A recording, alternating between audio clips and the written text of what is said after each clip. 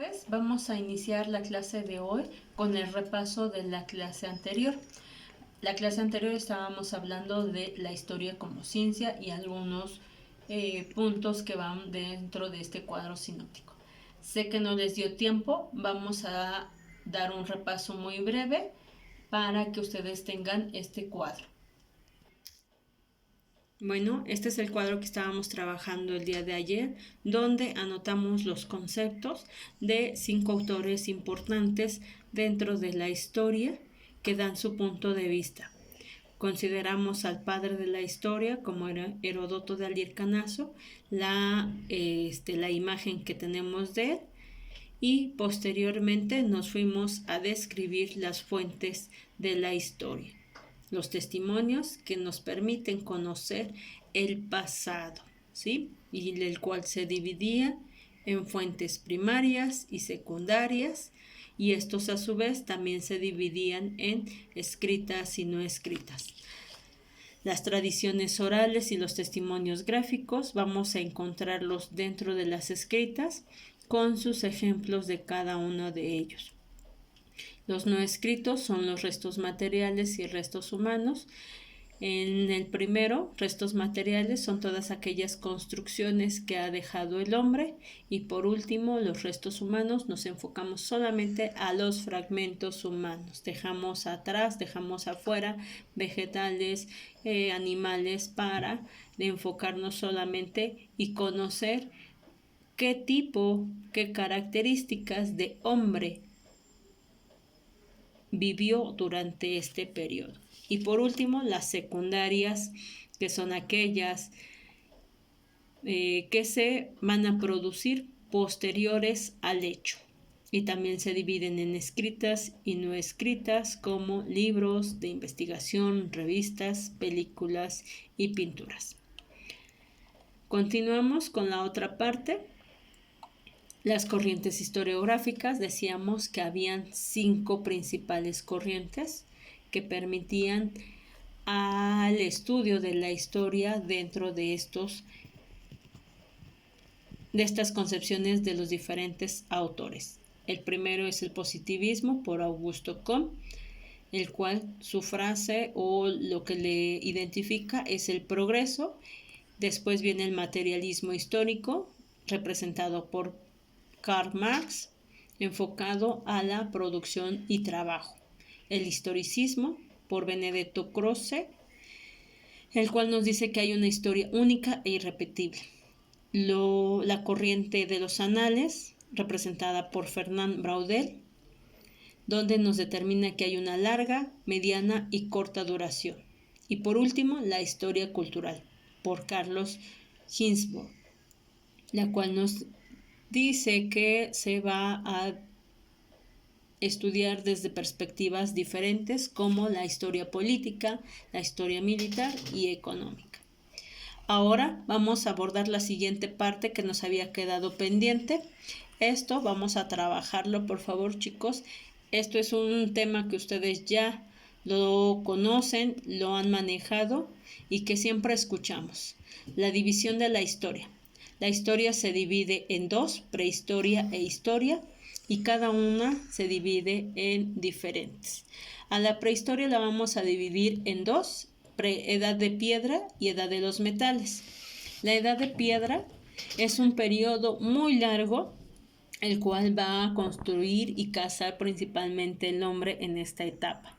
Y esta a su vez se divide en paleolítico, mesolítico y neolítico. El paleolítico nos habla de una edad de piedra tallada y es el periodo más largo que se da durante esta división. Tiene una subdivisión en paleolítico inferior, paleolítico medio y paleolítico superior. Inicia con la aparición de los primeros homínidos y estos se dan hasta que empieza a cambiar las costumbres. Viven en nomadismo y a partir de la recolección de frutos. El mesolítico lo vamos a tener como un periodo intermedio entre el paleolítico y el neolítico.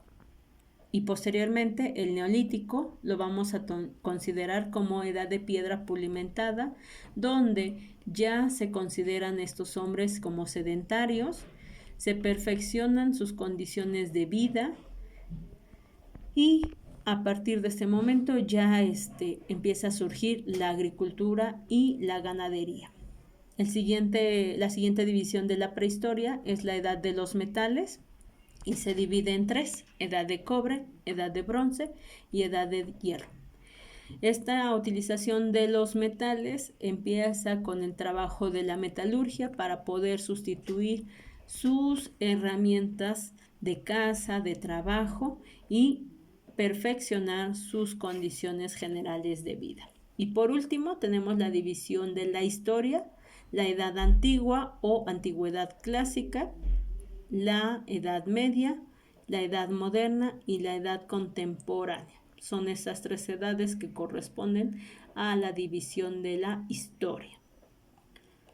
Y nos vamos al punto de las ciencias auxiliares. ¿Qué son las ciencias auxiliares? Las ciencias auxiliares son aquellas que contribuyen a la mejor comprensión del pasado. Son ciencias que van a permitir el trabajo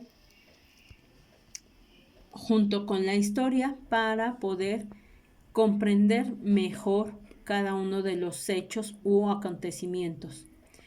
Entre ellos vamos a encontrar la cronología, que nos ubica el suceso histórico; la antropología, que estudia al hombre en sus diferentes aspectos; la arqueología, los restos materiales que realizó el hombre; la geografía, localiza el lugar donde ocurrieron los hechos; la paleontología, estudia los restos fósiles; la filosofía, el pensamiento que se da en ese momento; la numismática, estudia las monedas, medallas, sellos que se utilizan durante diferentes periodos; la economía, analiza el proceso de producción y distribución de la riqueza social; la lingüística, ocupándose de los idiomas existentes; la paleografía, estudia y descifra las inscripciones y grabados antiguos; la biología, estudia a todos los seres, desde seres humanos,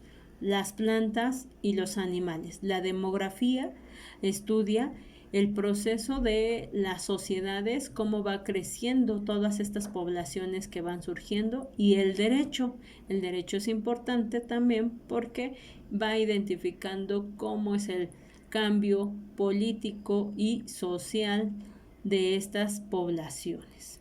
Y esto sería todo. Voy a hacer un pequeño vamos a subirlo un poquito para que tengan contemplado la última parte de nuestro cuadro sinóptico. Y con esto terminamos el primer punto de la clase anterior.